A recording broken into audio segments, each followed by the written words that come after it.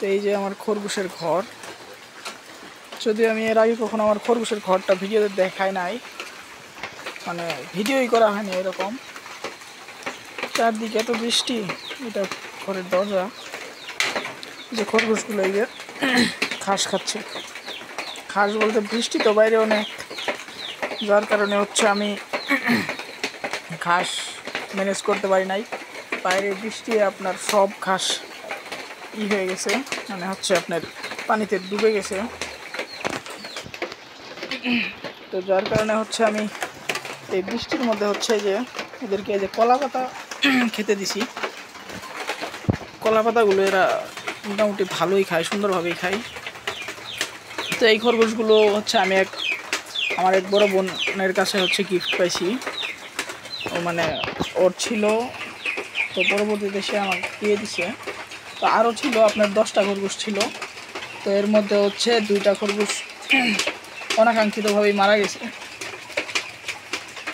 তো এর মধ্যে একটা প্রতিবন্ধী ছিল, আর একটা আপনার ছোটো বাচ্চা ছিল, এই 2টা মারা গেছে।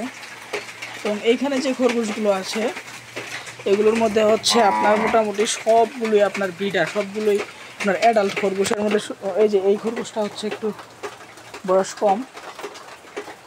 খরগোশগুলো কিন্তু খুবই ফ্রেন্ডলি, দেখেন আপনার হাত দিয়ে ধরতে দেয়, দেখছেন খুবই সুন্দর খেলাধুলা করে। আর হচ্ছে আমার যে এই খরগোশের ঘরটা আছে এটা হচ্ছে আপনার খুবই খারাপ পরিস্থিতি বৃষ্টির কারণে।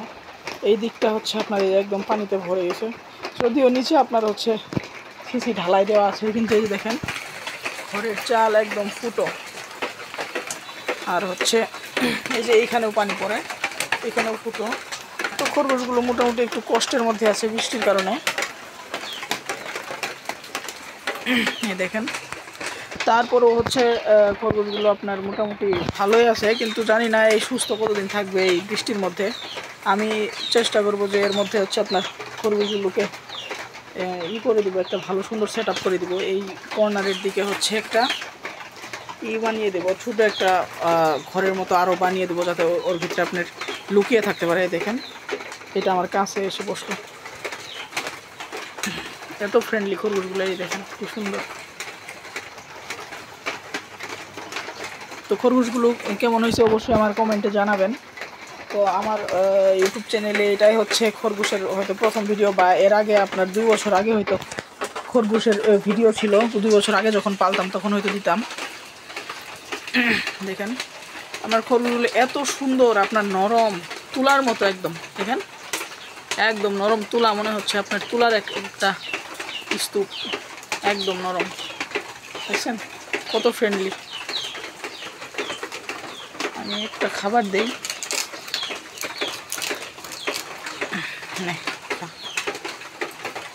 দেখছেন বাইরে কিন্তু বৃষ্টির প্রচুর শব্দ হচ্ছে, আপনারা হয়তো শব্দ শুনতে পাচ্ছেন, বাইরে প্রচুর সাউন্ড হচ্ছে।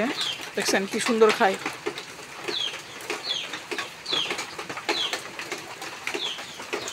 তো খরগোশ কিন্তু আপনার ঘাস লতা পাতা এগুলি খুব খেতে পছন্দ করে। আর বৃষ্টির কারণে আমি হচ্ছে তাদের কোনো ঘাস লতা পাতা সংগ্রহ করে দিতে পারি নাই, শুধুমাত্র এই যে কলার পাতা দিছি আর হচ্ছে কাঁঠাল পাতা দিছিলাম। কাঁঠাল পাতা খুবই খায়, তার জন্য এটা হয়তো আগেই খেয়ে ফেলেছে। আচ্ছা দেখেন কি সুন্দরভাবে খাচ্ছে। আসলে যারা আপনার পশুপ্রেমী আছেন তারা হচ্ছে এই যে যারা ওই যে ছাগল পালেন বা খরগোশ পালেন, যে কোনো প্রাণী পালেন, এরা যখন খাবে এটা দেখতেও কিন্তু অনেকটা শান্তি লাগে, মানে অনেক ভালো লাগে। এটা আপনারা হচ্ছে যারা লালন পালন করেন তারা একমাত্র বুঝতে পারেন। দেখেন আস্তে আস্তে কিন্তু খেয়ে ফেলছে।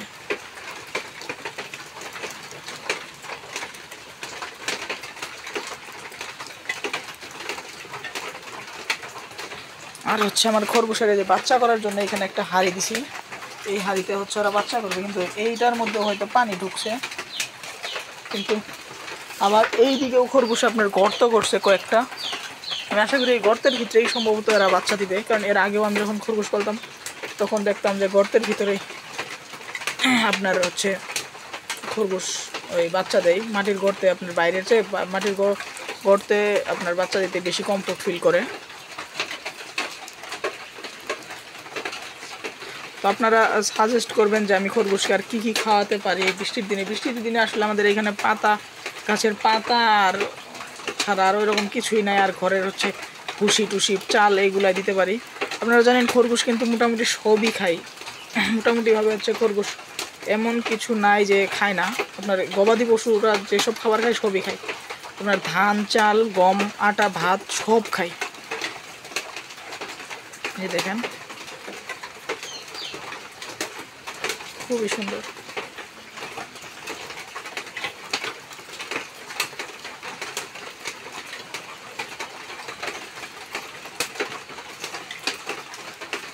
দেখছেন এই যে পাতাটা পড়ে গেল, এইটা যদি মাটিতে ভরে এদের যে ময়লা আছে ময়লা বললে কিন্তু খাবে না। এরা খুবই পরিষ্কার প্রাণী এবং পরিষ্কার খাবারই খায়। প্রস্রাব পায়খানা কোনো মলমূত্র ভরলে এরা আর সেটা খায় না। দেখছেন? তো সবাই দোয়া করবেন আমার এই খরগোশগুলো যেন সুস্থ হয় ইনশাল্লাহ, আর বর্ষা যেন খুব দ্রুতই শেষ হয়ে যায়, তাতে করে আমার এই জায়গাটা শুকনো থাকবে এবং খরগোশের থাকার যে জায়গাটা খুব সুন্দর হবে। আর আমার এই নিজেই বানানো এই ঘরটা কেমন হয়েছে সবাই কমেন্টে জানাবেন। আমি নিজে এই ঘরটা বানাইছি।